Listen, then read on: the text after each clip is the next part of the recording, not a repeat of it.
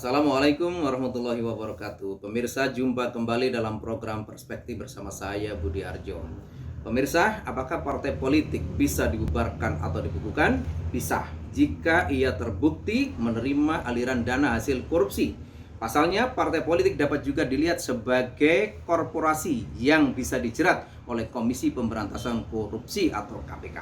KPK bisa menjerat partai politik yang terbukti terlibat dalam tindakan korupsi karena parpol tersebut merupakan terkategori korporasi sebagaimana yang dimaksud dalam Undang-Undang Tipikor dan Perma.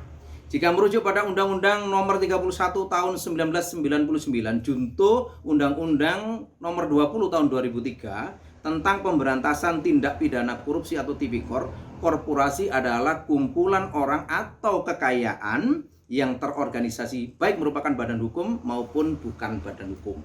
Definisi korporasi tersebut tidak beda jauh dengan apa yang dimaksud dalam korporasi dalam pasal 1 Peraturan Mahkamah Agung atau Perma nomor 13 tahun 2016 tentang tata cara penanganan tindak pidana oleh korporasi. Perma ini mendefinisikan korporasi sebagai kumpulan orang dan atau kekayaan yang terorganisir, baik merupakan badan hukum maupun yang bukan badan hukum. Jadi, secara definisi, parpol masuk kategori korporasi karena parpol sebagaimana definisi dalam Undang-Undang Nomor 2 Tahun 2011 tentang partai politik menyebutkan parpol adalah kumpulan orang dan dia berbadan hukum. Dalam Undang-Undang Parpol, definisi parpol adalah organisasi yang bersifat nasional dan dibentuk oleh sekelompok warga negara Indonesia secara sukarela dan atas dasar kesamaan kehendak, bercita-cita untuk memperjuangkan dan membela kepentingan partai politik anggotanya, masyarakat, bangsa dan negara, serta memelihara keutuhan negara Republik Indonesia yang berdasarkan Pancasila dan Undang-Undang Dasar 1945.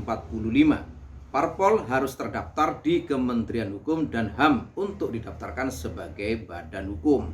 KPK mempunyai kewenangan secara sah untuk menjerat korporasi tersebut yang terbukti terlibat di dalam kasus korupsi, sehingga cukup alasan dan landasan hukum bagi KPK untuk menangani korupsi oleh korporasi, termasuk partai politik.